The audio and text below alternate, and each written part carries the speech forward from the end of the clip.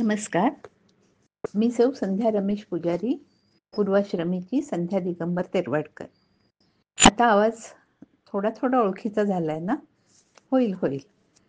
तर आज असं काही वेगळं सुचलंय. ऐकायचे? चला ऐकूयात. तर त्याचं नाव आहे ढग. हो, बरोबर ऐकलं तुम्ही. ढग. ढग. आता लहानपणापासून ऐकत आलो आहोत. ढगात बाप्पा राहतो. ढगात आणखीनही कुणी कुणी राहतं.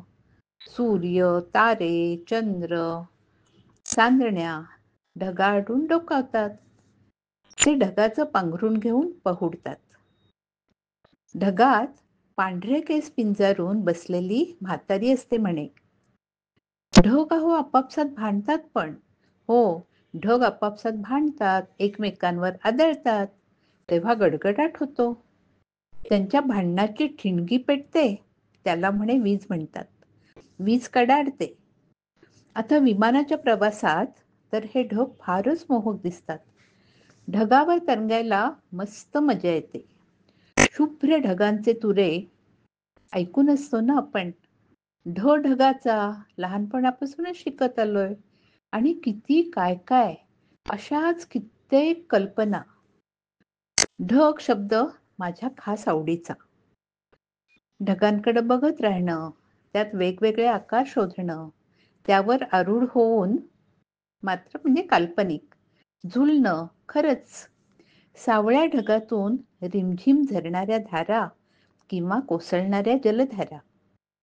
ढगांचे पुंजके शुभ्र, धवल, तर कधी काळे कुट्ट ढग, कधी सावळे, कधी कोवळे. खरंच हे ढग किती आगळे वेगळे.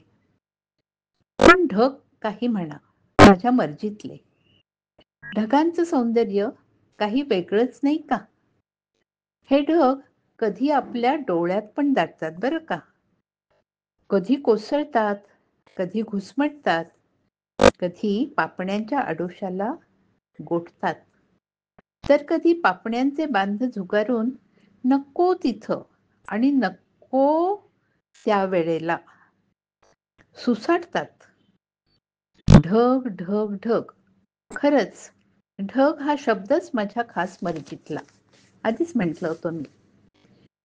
आता हे माझ्या खास मर्जीतले हे बहुधा ढगांनाही कळलं असावं, की तसं काही नसावं. नाही, खरंच ढगांना खरंच कळलं असावं. आणि खरं सांगू, ढगांची आणि माझी अगदी घट्ट मैत्री. ढगाचा हे अगदी बालवयातच मनावर बिंबलं होतं. पण पण आताशा हे मैत्रीचे सूर बदलू लागले. ढग आपले रंग दाखवू लागले. ढगाकडे डोळे लावून बसणारे माझ्यासारखे कैक आता ढगांना असं बेलगाम, उन्मत्त, राक्षसी, पाशवी कोसळताना पाहून भयभीत होऊन रस्ता दिसेल तिथे पळू लागले. कोणी सुटलं तर कोणी ढगांच्या गळाला लागलं. आजवर ऐकून होते, माणसं कशीही बदलतात. ऐकून नव्हते, अनुभवत होते. माणसं कशीही बदलतात, आपले रंग दाखवतात, अक्राळ विक्राळ भयंकर वर्ततात. पण ढग, निसर्ग, ढग चक्क आता फुटायला लागलेत. फुटायचे तर फुटू दे बापड्यांना, पण असं अख्ख्या गावची गावं नेस्तनाबूत. एवढा संताप राग कसला म्हणते मी. एक जुनं हिंदी गाणं मला आवडायचं. काले काले बादल जब भी छाएंगे, वो दिन प्यारे प्यारे याद आएंगे. किती जण गुणगुणतील हो हे गाणं आता. का बरं हे ढग असे वागले, चक्क फुटले. ढग फुटी ढग फुटी ढग फुटी, साक्षात मृत्यूचीच मगर मिठी. कुणाचे काय नेमके आणि कुठे चुकले? ढग असे का फुटले? कित्येकांचे संसार लुटले. आता वाटतं आपण निसर्गास फार इझिली घेतले. आता वाटतं आपण निसर्गास फार इझिली घेतले. झाडं कापली, डोंगर केले बोडके. झाडं कापली, डोंगर केले बोडके. नको तिथे घरे आणि नको तिथे मॉल.